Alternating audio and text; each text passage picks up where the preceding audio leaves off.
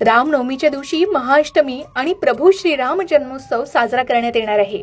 होय, या दिवशीचे शुभमुहूर्त जाणून घ्यायचे झाले आणि थोडक्यात सांगायचं झालं तर 26 मार्चला सकाळी देवीची महाअष्टमी आणि दुपारी 12 वाजता प्रभू श्रीरामांचा जन्मोत्सव साजरा करायचा आहे. तर 27 मार्चला सूर्योदयानंतर नवमीचा कुळाचार करून आपल्या 9 दिवसांच्या व्रताची सांगता करायची आहे. होय, सूर्य उदित अष्टमी 26 मार्चला आहे, म्हणून श्री दुर्गाष्टमी 26 तारखेला साजरी होईल. तसेच श्रीराम जन्मोत्सव सुद्धा 26 तारखेला साजरा होईल.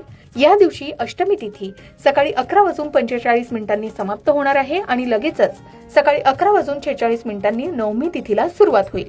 घरी आणि मंदिरात दुपारी 12 वाजता श्रीराम जन्मोत्सव साजरा होईल आणि चैत्र नवरात्री 27 तारखेला असून अनेकांकडे या दिवशी कुळाचार म्हणजेच कुळधर्म करण्यात येणार आहे.